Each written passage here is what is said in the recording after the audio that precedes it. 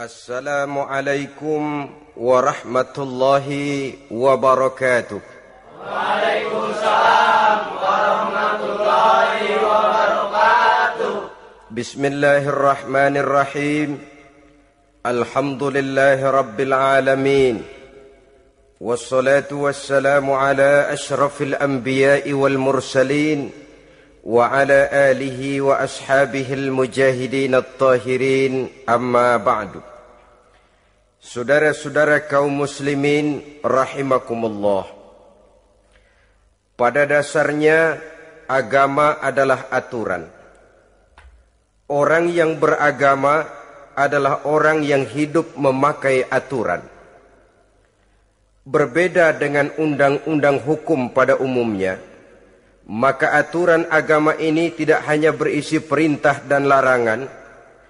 Ia di samping berisi perintah, juga berisi anjuran, pembolehan, pencelaan, dan larangan.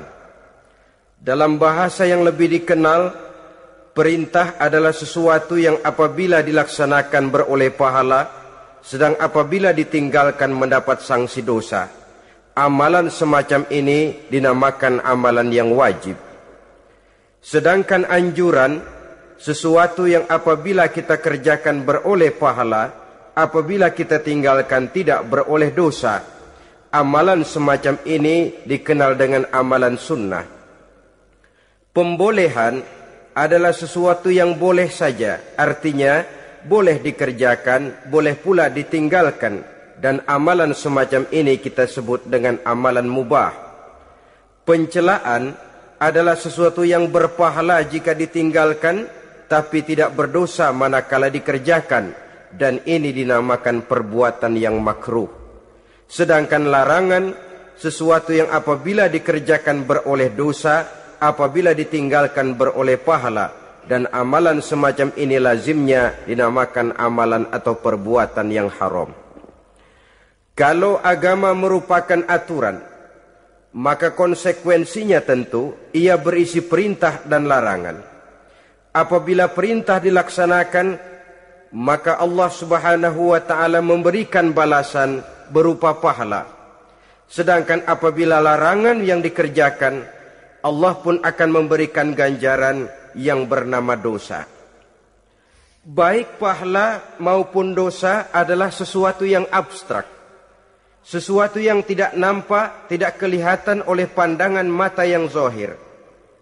Itu sebabnya barangkali di zaman materialistis seperti sekarang ini, orang kurang tergerak mengejar pahala dan malah kadang-kadang terangsang untuk berbuat dosa, karena pahala dan dosa sesuatu yang tidak kelihatan oleh pandangan mata yang zahir ini.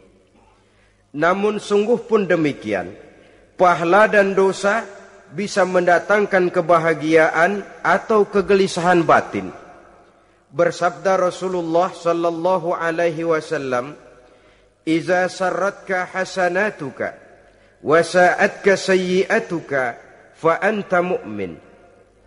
Apabila perbuatanmu yang baik menyebabkan engkau bahagia, apabila perbuatanmu yang baik menyebabkan engkau gembira, dan perbuatanmu yang jahat menyebabkan engkau jadi susah, itulah tanda bahwa di hatimu masih ada iman. Artinya, belum tentu orang yang berbuat baik merasa bahagia dengan kebaikan yang dikerjakannya. Dan tidak selamanya orang yang berbuat jahat sanggup menyesali perbuatan jahatnya.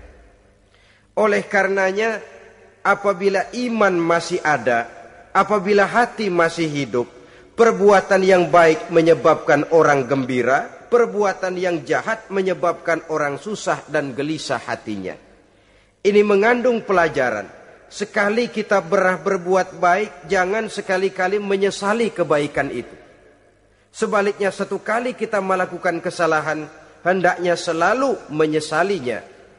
Kadang-kadang dalam kehidupan, karena orang tempat kita berbuat baik itu rupanya membalas air susu dengan air tuba, kita lalu menyesali kebaikan.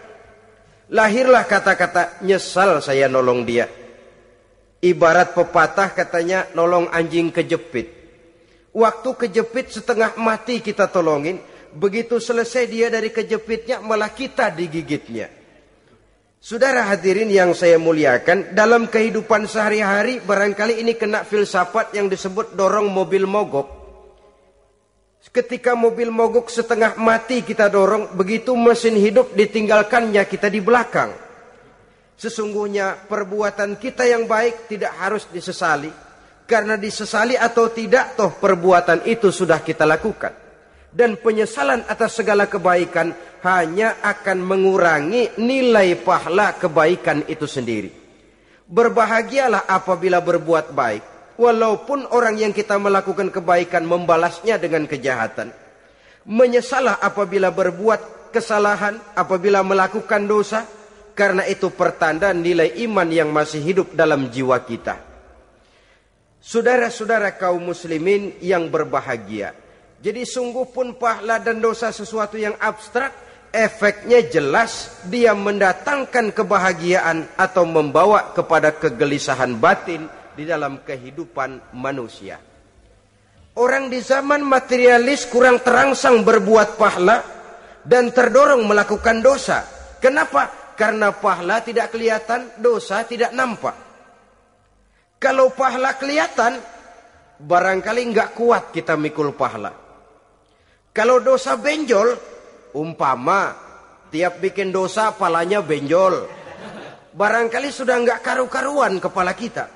Baik pahala, baik dosa, sesuatu yang tidak nampak oleh pandangan mata zahir, tapi yang punya efek dalam kehidupan ini. Orang yang banyak pahalanya dengan orang yang banyak dosanya, kalau dia berjalan barangkali sulit kita membedakan. Tapi efeknya dalam kehidupan ini jelas adanya. Sesuatu yang bernama pahala kita perlukan. Karena hidup tidak berhenti hingga di sini. Sesuatu yang bernama dosa harus kita hindarkan. Karena ada kelanjutan sesudah hidup yang sekarang ini. Kehidupan dari satu pertanggungan jawab. Itu sebabnya Imam Ghazali dalam bahasa yang indah sekali berpesan, jadidis safinah fa innal bahra amiq wa khuziz zad fa innas safara ba'id.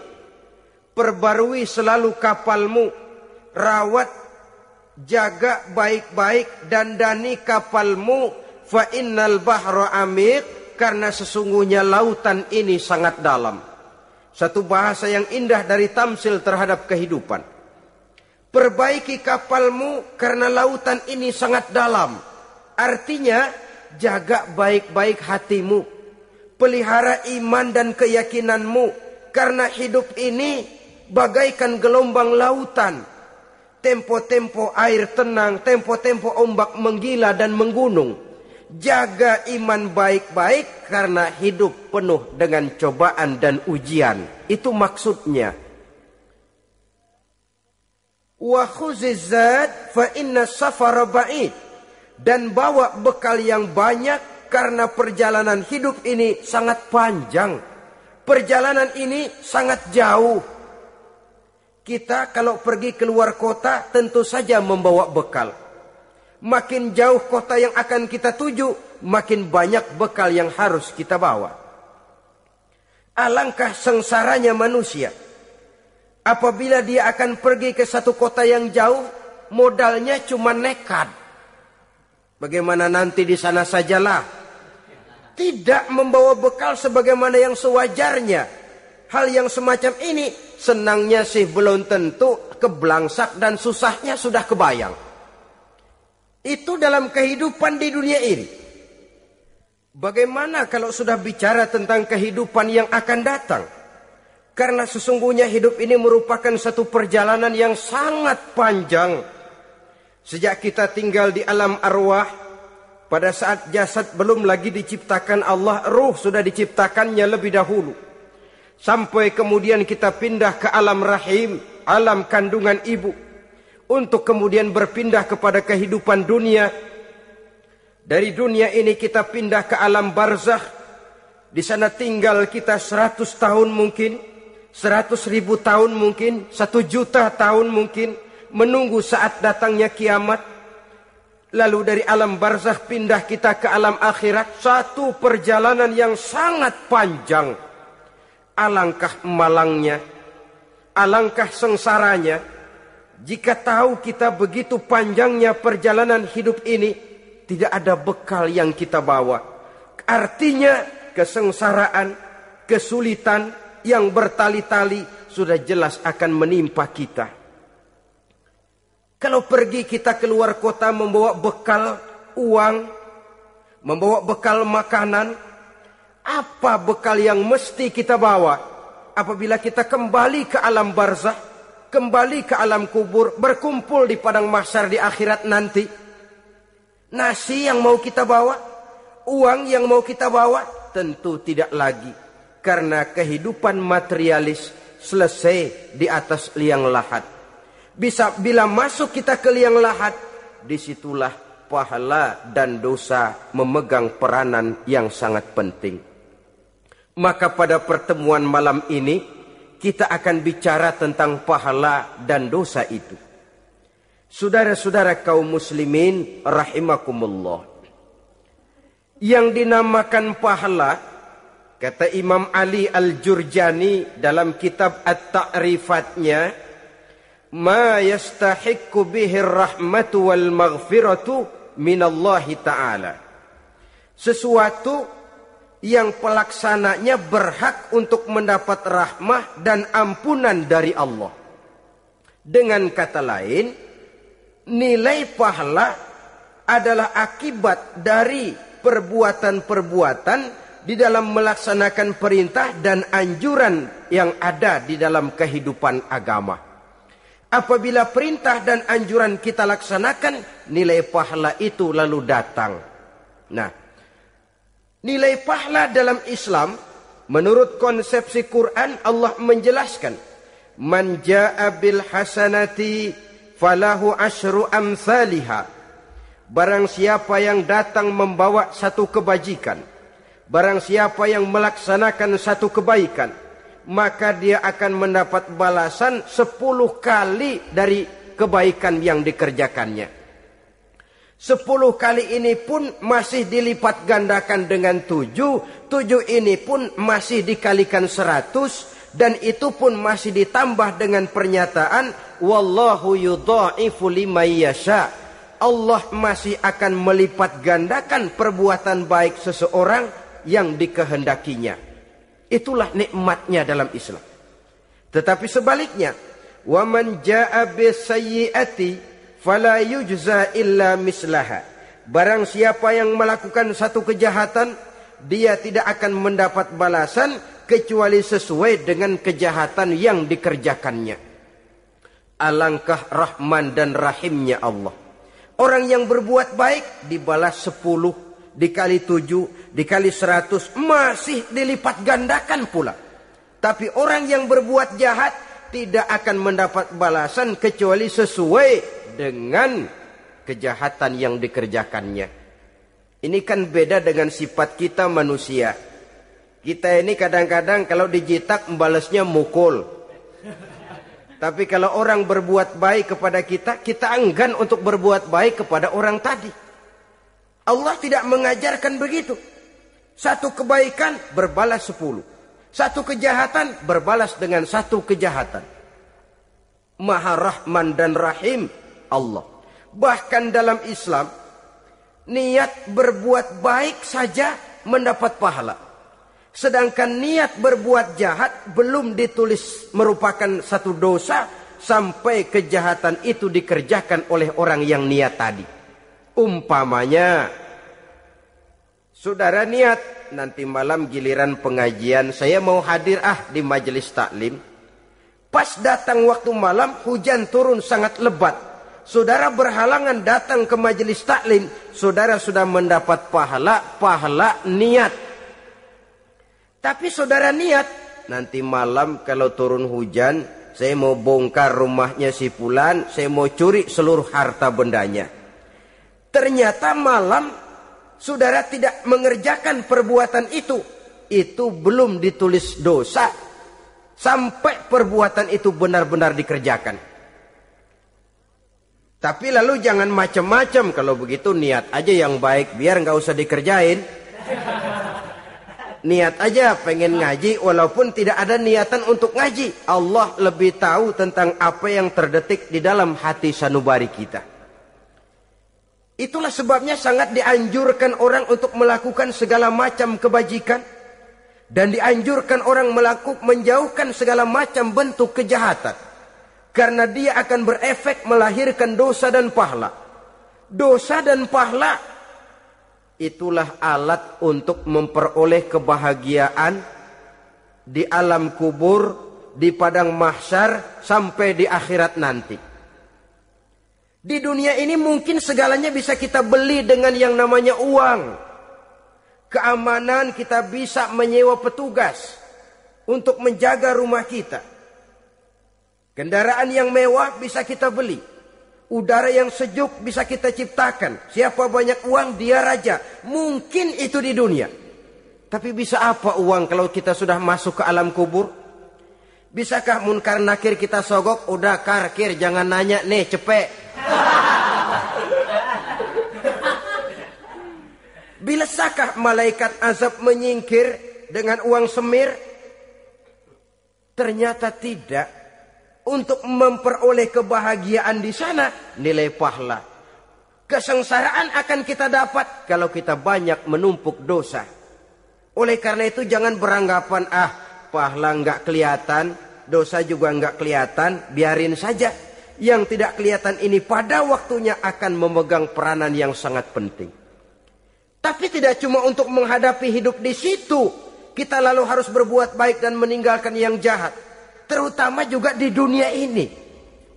Toh pepatah bilang gajah mati meninggalkan gading. Harimau mati meninggalkan belang. Apa yang akan kita tinggalkan setelah kita mati? Kita ingin jasad kita boleh hancur terkubur tanah. Tapi nama kita ingin hidup terus. Dikenang orang 100, 1000, bahkan 1.000.000 tahun yang akan datang. Ditulis orang dengan tinta emas dalam sejarah, tercatat kita sebagai orang baik-baik. Saudara-saudara kaum muslimin rahimakumullah. Lalu perbuatan apa yang bisa mendatangkan pahala itu? Saudara-saudara, semua perbuatan yang diperintah dan dianjurkan oleh Allah, yang dikerjakan dengan ikhlas hanya untuk mencapai ridho Allah, mendatangkan pahala.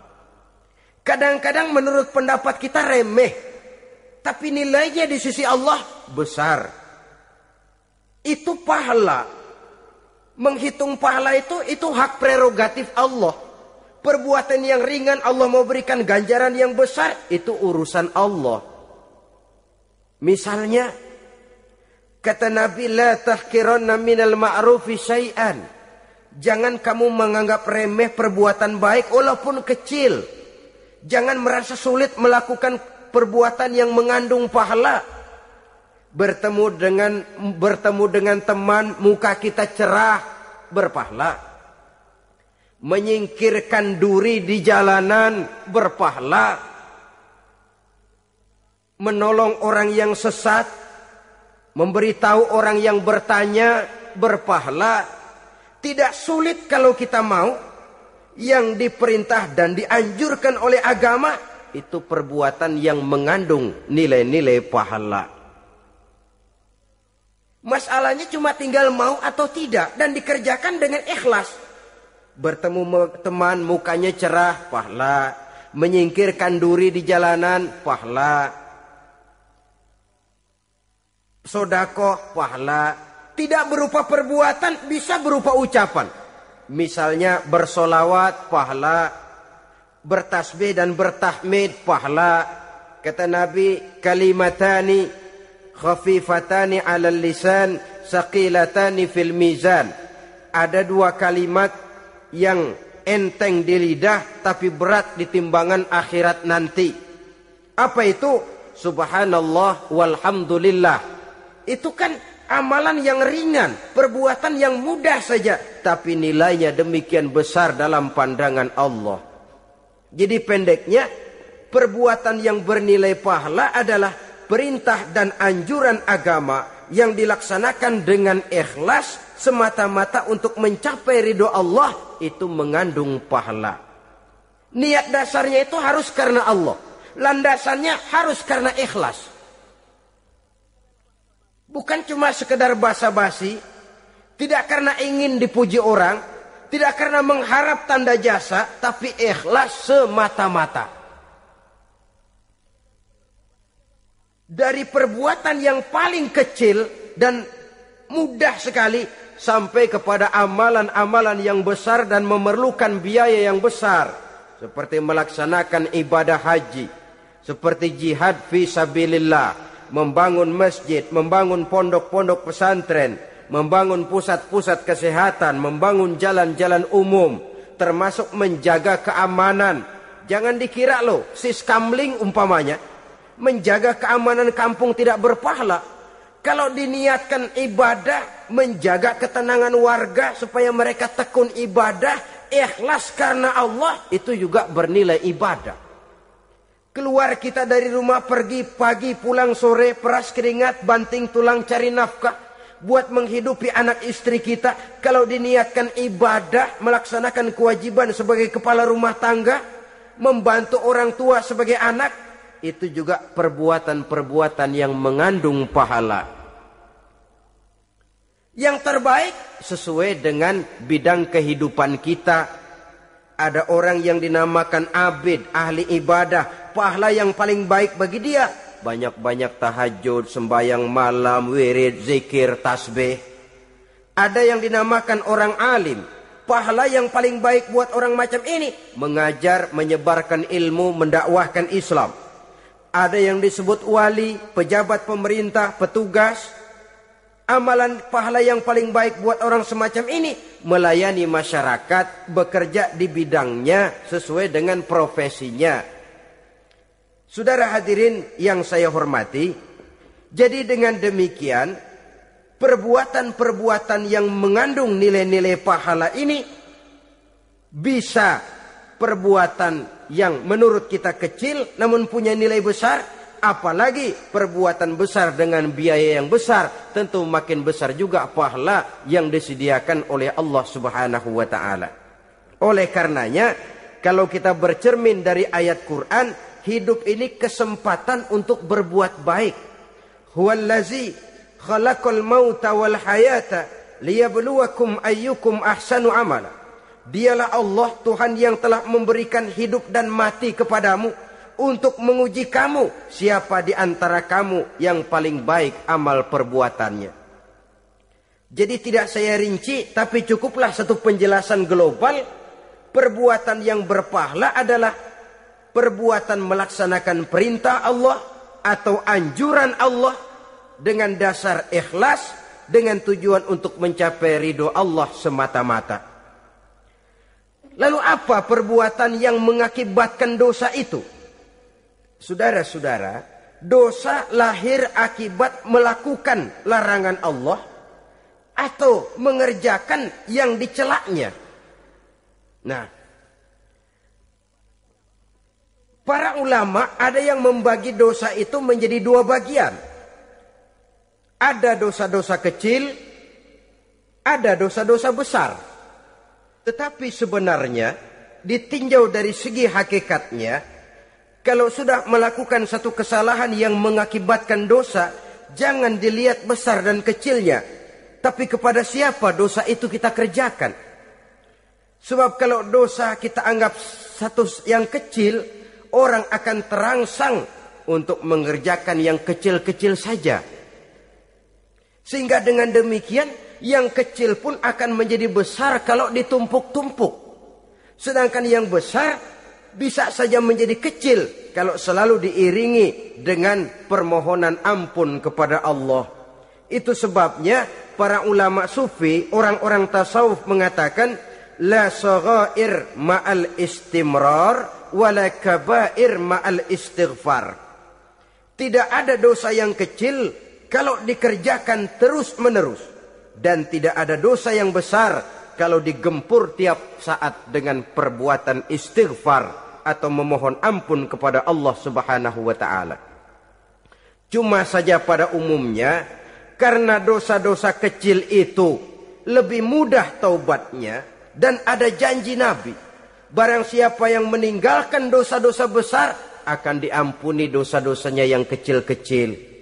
Oleh karena itu, pada kesempatan ini kita akan juga bicarakan apa saja yang termasuk klasifikasi dosa-dosa besar, dengan harapan kita bisa menjaga diri, menyelamatkan diri, jangan sampai terjatuh ke dalam dosa-dosa yang besar tadi. Tetapi bukan berarti kita harus terangsang melakukan dosa-dosa yang kecil. Biarin kecil ini, tobatnya gampang. Dosa kelas teri. Dosa itu kan tidak kelihatan. Lalu terangsang melakukan perbuatan dosa-dosa walaupun kecil. Kalau berlarut terus-menerus, dia akan tumbuh menjadi dosa yang besar. Oleh karenanya, jangan sampai mengundang pengertian. Kalau kita membicarakan dosa-dosa yang besar, lalu terangsang melakukan dosa-dosa yang kecil. Karena bagaimanapun juga, dosa kecil dan dosa besar sama dalam arti kepada Allah kita melakukan kesalahan. Dan dosa yang kecil pun kalau bertumpuk, dia akan menjadi banyak. Saudara-saudara kaum muslimin rahimakumullah. Ada beberapa jenis dosa-dosa besar. Jenis yang pertama, asyirku billah. Syirik atau menyekutukan Allah. Dari sekian deretan dosa-dosa besar, syirik ini merupakan bapak moyangnya dosa. Dedengkotnya dosa, itu syirik, menyekutukan Allah. Bahkan dosa yang lain Allah masih mau mengampuni. Tapi kalau sudah syirik, menyekutukan Allah, itu sudah satu dosa yang tidak berampun sama sekali. Oleh karena itu tepat pesan Imam Ghazali tadi. Jadi di safinah fa innal bahra amik. Jaga iman, pelihara akidah, dandani kapal. Karena hidup ini gelombang lautan sangat dalam, hidup banyak cobaan. Di dalam hidup di zaman sekarang ini, saudara bisa perhatikan. Di mana tensi ekonomi tinggi, lapangan kerja sulit, persaingan hidup makin tajam. Sifat egois dan individualis tumbuh di mana-mana. Rasa solidaritas sosial menurun, sifat gotong royong musnah. Orang mudah potong kompas, potong jalan. Ingin cepat kaya, ingin cepat naik pangkat, ingin dapat kedudukan. Kadang-kadang akidah pun terjual. Akidah pun musnah. Jatuh ke jurang syirik pun tidak jadi soal. Itu yang kita khawatirkan. Kalau dosa-dosa yang lain Allah masih mau mengampuni. Tapi kalau sudah jatuh kepada syirik, Allah sama sekali tidak akan memberikan ampun. Dalam kaitan dengan ini barangkali tepat sinyalemen Imam Ali itu. Andai kata kemiskinan merupakan satu kepribadian, saya akan membunuhnya lebih dahulu. Artinya memang kemiskinan ini sering mendorong orang kepada jurang kemusyrikan. Tidak tahan menghadapi godaan perut akibat tensi ekonomi yang tinggi, lapangan kerja yang sulit. Iman pun jadilah ditukar dengan 3 liter beras. Akidah pun jadilah dibarter dengan 3 bungkus supermi. Dengan pakaian bekas, dengan obat-obatan. Tidak jadi soal baginya mengejar kebahagiaan yang relatif singkat dengan mengorbankan kebahagiaan yang abadi. Persis ibarat pepatah, nyari jarum kampak hilang. Mencari sesuatu yang kecil, yang besar jadi sia-sia. Membela perut, mengorbankan akidah. Na'udzubillah summa na'udzubillah. Saudara-saudara kaum muslimin rahimakumullah. Ini fakta. Ini kenyataan. Dan hal semacam ini tidak bisa diatasi cuma dengan ceramah, simposium, diskusi, seminar. Apalagi Nabi berpesan, solahu ummati bil ilmi wal mal. Umatku hanya bisa menjadi baik akidahnya dengan ilmu dan harta. Itu bahasa Nabi. Kalau bahasa kita sekarang, dengan ekonomi dan pendidikan. Ilmu, pendidikan, ekonomi, harta. Tanpa itu sangat besar kemungkinan kita bisa menjual akidah terjerumus di lembah kemusyrikan. Maka terutama kepada saudara-saudara saya, muslimin yang terpencil jauh dari kota-kota besar, yang kadang dalam kehidupan seharinya imannya sering digoda oleh supermi, akidahnya sering ditantang oleh pembagian beras, pakaian-pakaian bekas, obat-obatan dan sebagainya. Jaga dan bentengi akidah kita. Lebih baik nyawa berpisah dari badan, asal iman jangan berpisah dari hati. Kepada adik-adik saya para remaja, para pemuda di kota-kota besar, yang iman dan akidahnya sering ditantang dengan minuman-minuman keras, fasilitas-fasilitas yang menghanyutkan, yang secara terarah dan praktis sedikit demi sedikit menggiring kita untuk keluar dari nilai-nilai akidah. Hati-hati, jaga baik-baik, sebab intan paling mahal, mutiara paling berharga, tidak lain nilai iman ini. Tergelincir kita daripadanya, jatuh ke lembah kemusyrikan, jatuh ke satu dosa yang teramat besar, yang Allah tidak akan pernah memberikan ampun lagi. Ini dosa besar yang pertama.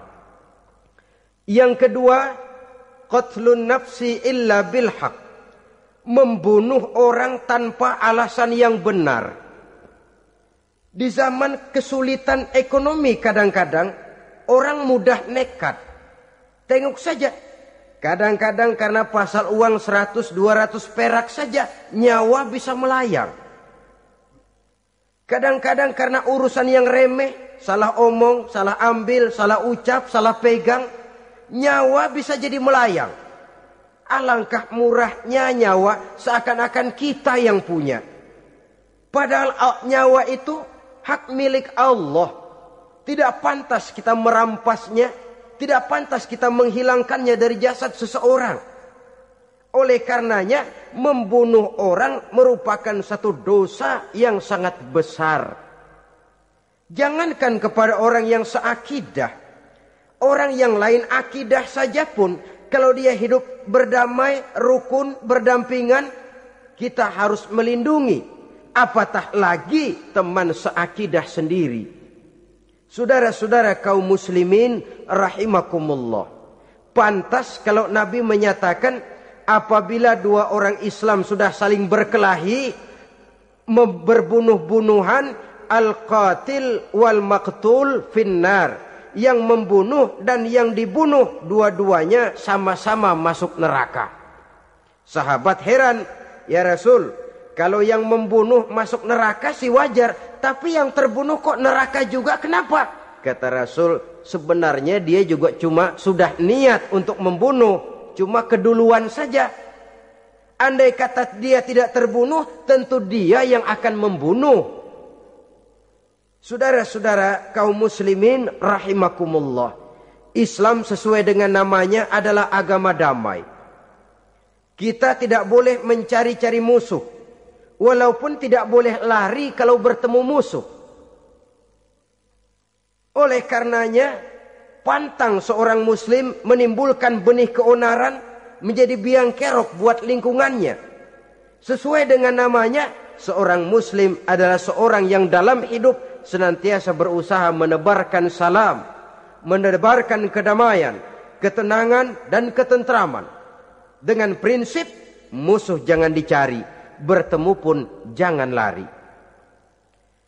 Yang ketiga, termasuk dalam kelompok dosa besar ini, syurbul khamr, meminum minuman keras.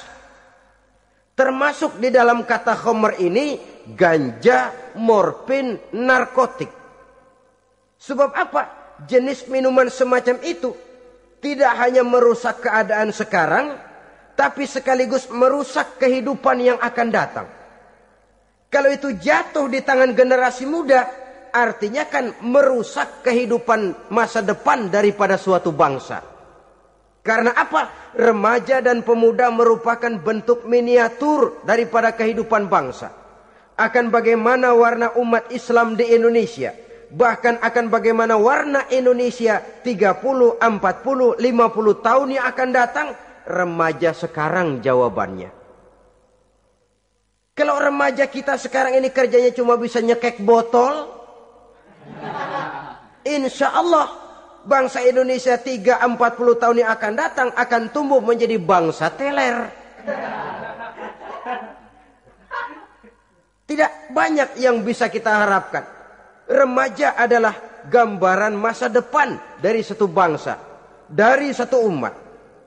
Dan remaja itu di dalam dirinya secara fitrah terkumpul semua bakat, terdapat semua kemungkinan. Kita ini lahir membawa sifat pemimpin, tapi juga membawa sifat pengacau. Kita ini ada bakat jadi orang jujur, ada bakat jadi pengkhianat. Kita ini ada bakat menjadi orang baik-baik, kita juga punya bakat jadi biang kerok.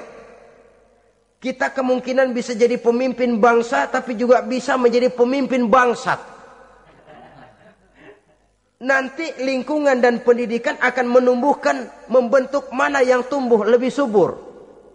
Kalau lingkungan dan pendidikannya lebih banyak bercerita tentang kejujuran, maka nilai kejujuran yang akan tumbuh lebih banyak dalam jiwanya. Dan insya Allah diharapkan dia akan menjadi manusia yang jujur di kelak kemudian hari nanti. Dan masalah minuman keras ini sebenarnya berkait. Kita tidak bisa cuma menyalahkan remaja saja, menyalahkan pemuda saja. Karena bagaimanapun masalahnya kompleks. Menghancurkan sesuatu tanpa melihat kausalnya, tanpa melihat sebab akibatnya kan sama juga bohong. Kemungkinan karena broken home, kemungkinan karena pergaulan, kemungkinan karena kurang perhatian orang tua, kemungkinan karena akibat bacaan, tontonan, atau fasilitas berupa dibukanya pabrik-pabrik minuman keras, dijualnya minuman-minuman keras, di warung-warung yang remang-remang, yang memberikan kenikmatan, kebahagiaan, dan kebanggaan tersendiri, sehingga akhirnya orang terangsang untuk datang dan minum di sana. Pada dasarnya memang sepele. Cuman minum, nggak ngerugiin orang lain kan? Iya, pada waktu minum. Tapi dikala sudah mabuk, out of control, apapun bisa kita lakukan. Yang kita ucapkan kita tidak sadari lagi, yang kita kerjakan tidak kita sadari lagi. Dikala itu segala macam kejahatan bukan sesuatu yang tidak mungkin untuk kita laksanakan. Nggak ngerugiin orang lain, memang pada saat mau minum. Tapi begitu minum, mabuk, kita bisa merugikan orang lain. Setidaknya merugikan diri sendiri. Pertumbuhan IQ menjadi lemah, semangat kehidupan hilang, gairah kerja menurun, kalau tidak ada sama sekali. Lalu apa yang bisa kita lakukan di dalam kehidupan? Dan akan lebih celaka kalau ini menimpa kehidupan generasi muda kita. Kadang-kadang yang ironi ya, kalau yang orang tuanya mampu barangkali masih tertolong. Tapi yang orang tuanya kondisi ekonomi lemah masih kepengen teler juga. Orang tuanya nggak mampu masih pengen mabuk. Dari ganja, morfin nggak dapat, akhirnya kaleng cet diisepin. Yang penting kan bisa teler. Mendatangkan satu kebahagiaan tersendiri. Itu sebabnya memang satu kejahatan menurut teori polisi ya, hanya bisa terjadi karena faktor N dan K. Niat dan kesempatan. Niat ada, kesempatan ada, jadi orang jahat. Kurang salah satunya, biasanya kejahatan terbendung. Niat ada, kesempatan tidak ada, sulit berbuat jahat. Kesempatan ada, niat tidak ada, tidak mungkin orang jahat. Tapi yang paling dominan sebenarnya niat. Kalau niat sudah kuat, kesempatan bisa dicari. Kesempatan bisa diciptakan. Biar hansip nongkrong, ditungguin lengahnya. Iya biarin. Jam 11 sampai jam 2. Matanya melotot. Jam 3 dia mulai ngulet, ngempet. Nah, di saat itu saya masuk ke rumahnya. Kalau niat kuat, kesempatan bisa diciptakan. Dan kalau sudah niat, ini masalah hati. Kalau sudah masalah hati, menyangkut soal moral. Moral artinya sudah masuk kepada kehidupan agama. Saudara-saudara kaum muslimin rahimakumullah. Yang keempat yang termasuk jenis dosa besar, az-zina, perbuatan zina. Di zaman pergaulan bebas dengan prinsip free love, free sex ini, tengok sudah berapa banyak gadis-gadis bergelimpangan jadi korban. Berapa banyak bayi-bayi yang lahir ke dunia tanpa tahu kemana dia mesti memanggil bapak. Apakah deretan jumlah korban ini masih harus bertambah lagi? Paling tidak, biarlah yang sudah jadi korban, tapi jangan bertambah lagi hendaknya. Masing-masing kita berupaya menahan diri. Termasuk dalam kategori zina ini yang merupakan cabang-cabangnya liwat, homoseks, lesbian, masturbasi. Bahkan masturbasi itu termasuk jenis zina tangan. Dan itu juga merupakan satu dosa. Di samping dosa juga merusak diri. Karena bagaimanapun juga dia akan mengurangi kemampuan daya pikir seseorang. Maka agama memberikan jalan keluar. Pesan Nabi, ya ma'syara syabab, man istata'a minkumul ba'at falyatazawwaj. Hai para pemuda, kata Nabi, barang siapa di antara kamu yang sudah bisa ba'at, yang sudah mampu ba'at. Ba'at itu artinya memberikan nafkah, baik nafkah zahir maupun nafkah batin. Falyatazawwaj, maka hendaklah dia kawin. Jadi yang maksud ba'at ini ya nafkah zahir, ya nafkah batin. Kita kadang-kadang cuma bisa ngasih nafkah batin saja sudah merasa pokoknya kan saya sanggup untuk kawin, lalu kawin tanpa dengan kehilangan pertimbangan. Saudara-saudara, wa illam yastati, adapun kalau dia belum mampu, fa alaihi bisyam, hendaknya dia banyak puasa. Fa innahu lahu wija, karena puasa itu akan merupakan benteng jangan sampai orang memperturutkan hawa nafsunya. Andai kata puasa belum hobi, banyaklah olahraga para pemuda, para remaja. Karena dengan olahraga, pemikiran untuk memperturutkan hawa nafsu agak sedikit terkendali dan energi tersalurkan dalam bentuk yang positif. Pendeknya kreatif, banyak kegiatan. Ini pesan Imam Syafi'i tepat itu. Kata beliau, inni ra'aitu wuqufal ma'i yufsiduh. Insala toba wa illam yajri lam yatib. Aku melihat air kalau diam rusak. Tapi kalau dia mengalir jernih. Air kalau ngendap, nggak ngalir, nyamuk nyarang di situ, bisa jadi sumber penyakit. Manusia hidup begitu. Kalau nggak punya kegiatan, nggak kreatif, kerjanya cuma ndelohom, ayem-ayem, akhirnya jadi ngerusak. Ngomongin orang.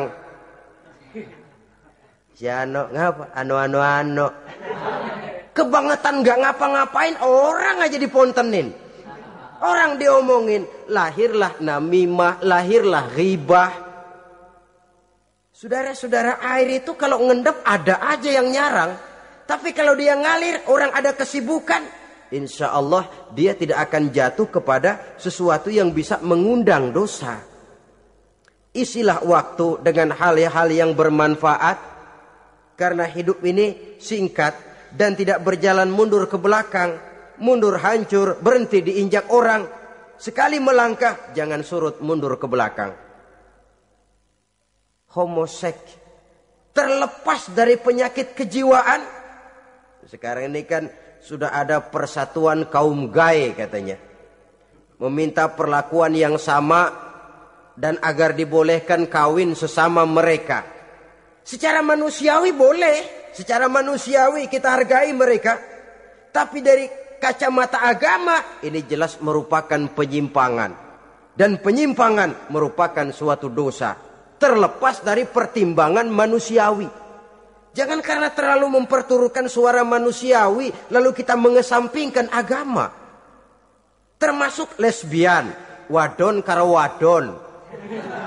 Kalau homo itu kan lanang karo lanang katanya.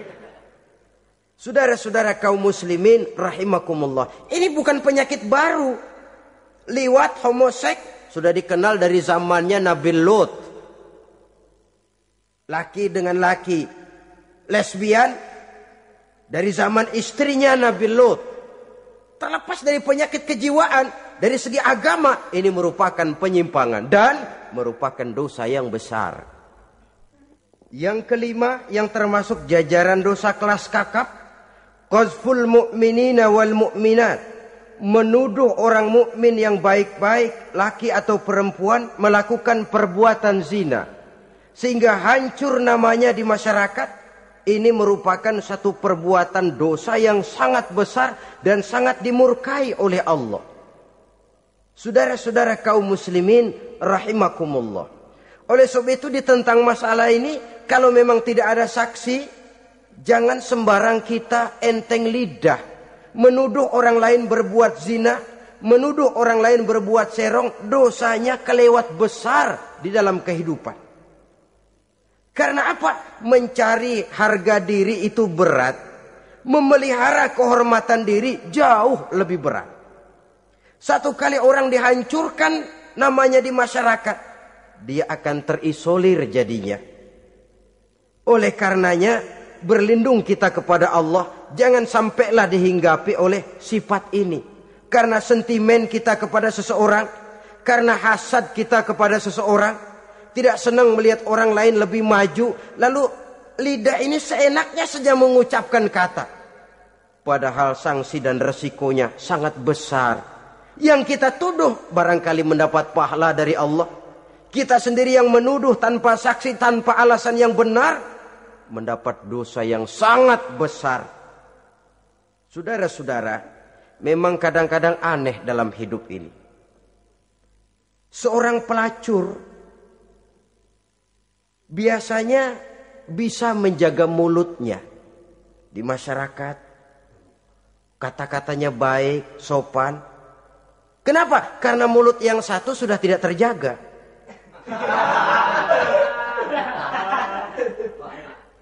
Kita kadang-kadang kehormatan bisa kita jaga, tapi mulut tidak terkontrol. Ngomong saenake dhewe, bikin orang mangkel, kesal, fitnah sana, fitnah sini, menghancurkan nama baik orang, ngomongin yang macam-macam. Bagai-bagai macamlah caranya.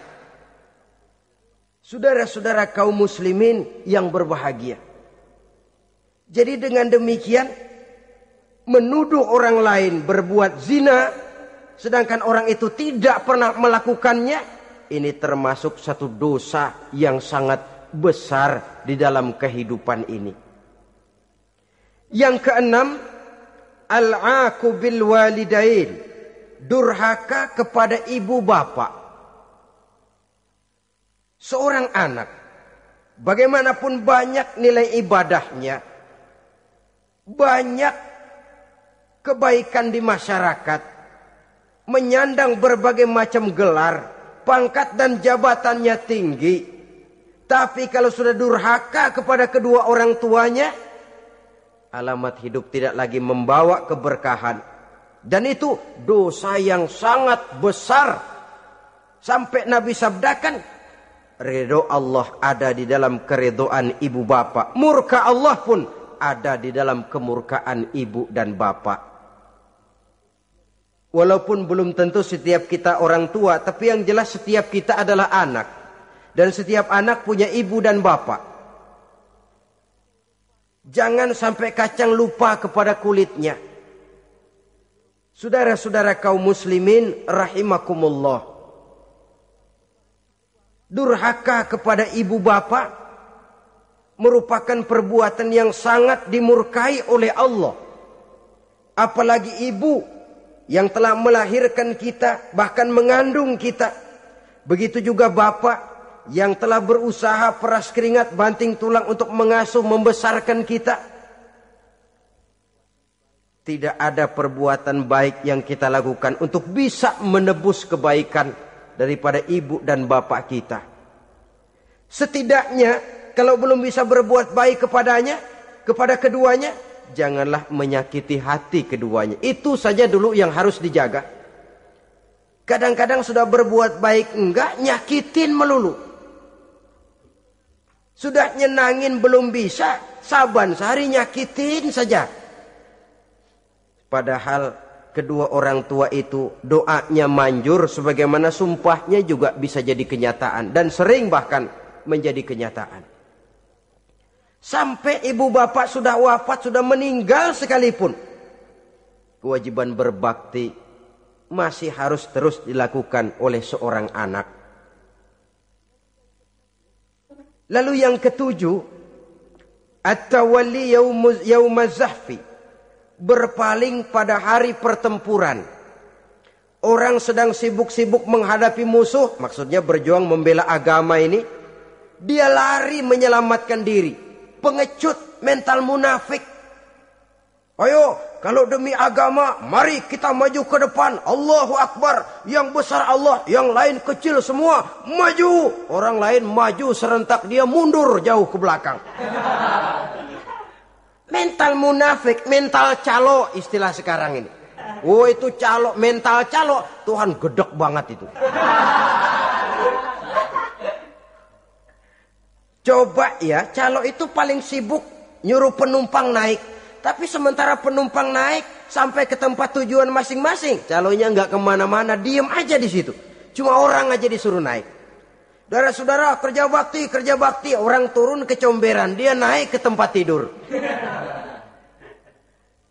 Mundur di hari pertempuran, menyebabkan orang lain gugur, dia sendiri menyelamatkan diri. Mental pengecut, mental munafik, itu merupakan dosa yang sangat besar. Saudara-saudara kaum muslimin rahimakumullah. Itu sebabnya agama itu memerlukan keberanian. Memang, tapi bukan keberanian yang tanpa perhitungan. Sebab berani tanpa berhitung namanya berani babi. Kita berani kalau benar, kita harus takut kalau salah. Jangan dibalik. Salah berani, nekat namanya. Benar takut, pengecut namanya. Orang yang pengecut adalah orang yang takut membela kebenaran. Orang yang nekat sesungguhnya udah salah nggak malu lagi. Udah salah nekat lagi. Merasa rugi berbuat kebaikan, puas kalau berbuat kejahatan.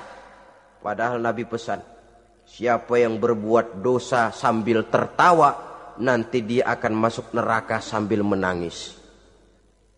Karena itu dipesan pula di dunia ini, sering-seringlah mencuci mukamu dengan air mata taubat. Cuci lidahmu dengan zikir kepada Allah. Bersihkan hatimu dengan air ikhlas.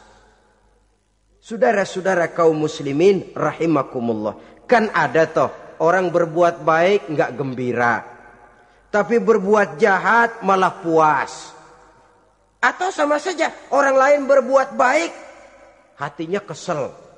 Orang lain berbuat jahat, dia malah mendukung. Atau orang lain tergelincir berbuat jahat, dia malah girang. Ini kan tidak objektif.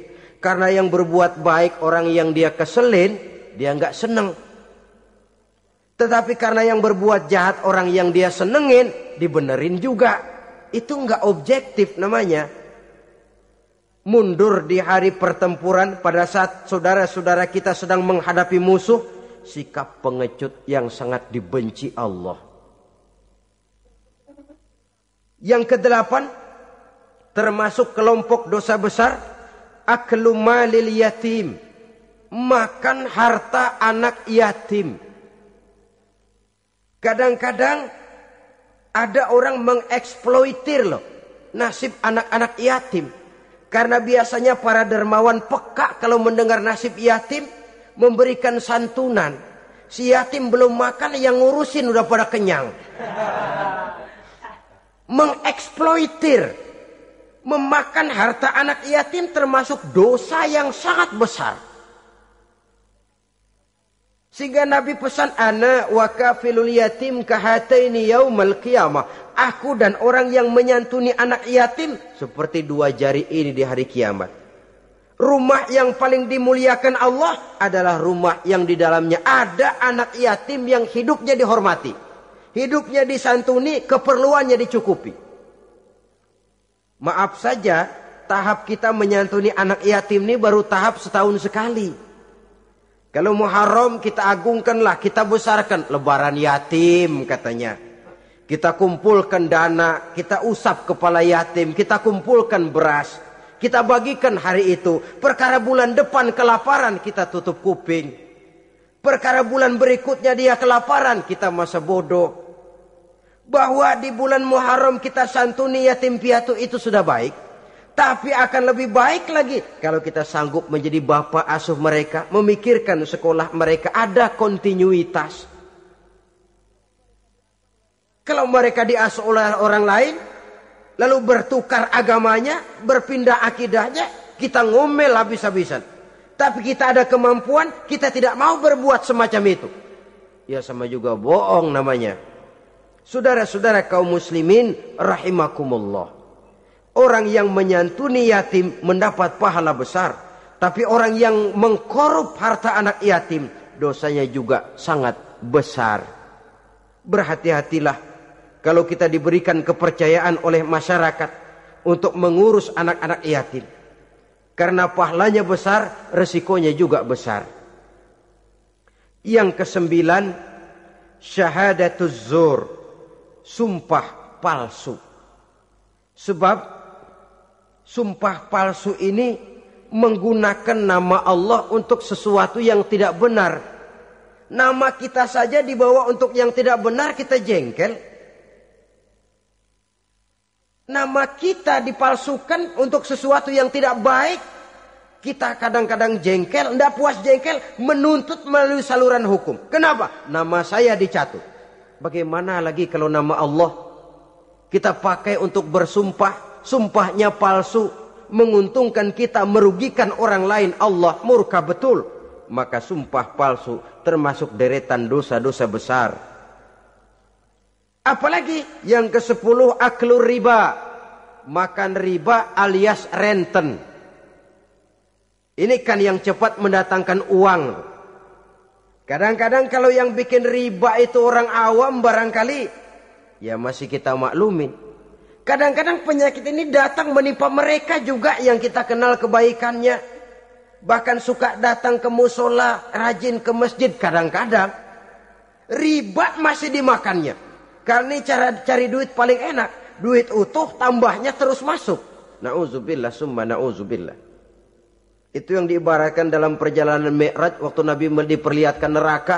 Orang perutnya sebesar rumah dililit ular. Diseret-seret itu hancur perutnya. Dibulatkan lagi, diseret lagi, hancur lagi. Dibulatkan lagi, terus menerus begitu. Dia berteriak, mengerang, mengeluh, mengaduh kesakitan. Nabi tanya, itu apa Jibril? Itu contoh dari umatmu yang suka makan riba Muhammad.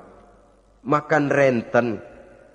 Saudara-saudara, ini kan mencekik leher orang. Orang sedang kesulitan.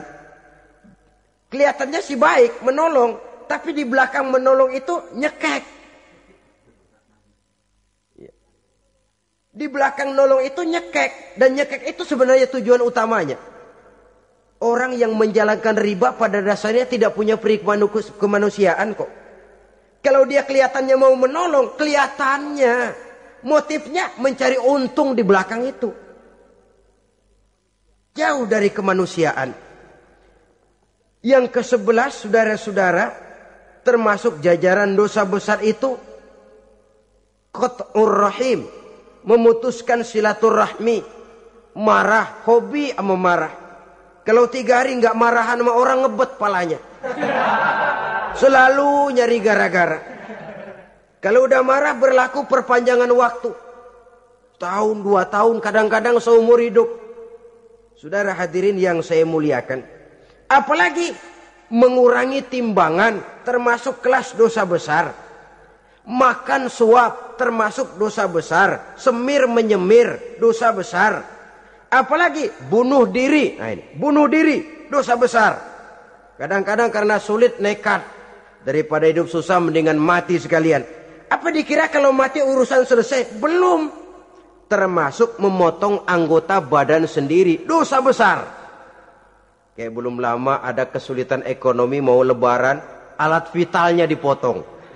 Itu berita-berita koran. Itu pun dosa besar. Lah kan badan saya sendiri. Ya, badanmu sendiri, tapi yang ciptakan Allah, yang berikan Allah. Kenapa mesti dipotong? Karena kesulitan ekonomi, alat vitalnya sendiri dipotong. Ya namanya alat vital, kalau sudah nggak ada yang vital kan hampa hidup ini. Tapi lalu kehilangan pertimbangan. Saudara-saudara kaum muslimin, karena itu di hadapan segala macam kesulitan, jangan sampai kita kehilangan pertimbangan lalu terjatuh ke dalam dosa-dosa besar ini. Mudah-mudahan Allah selamatkan kita dari segala macam bentuk dosa besar, sehingga diampuni segala dosa yang kecil, dan digerakkannya kita untuk hidup melakukan kebaikan yang membawa pahala yang sebesar-besarnya. Ini sajalah pertemuan kita saat ini. Terima kasih atas segala perhatian. Mohon maaf atas segala kekurangan. Wassalamualaikum warahmatullahi wabarakatuh. Waalaikumsalam.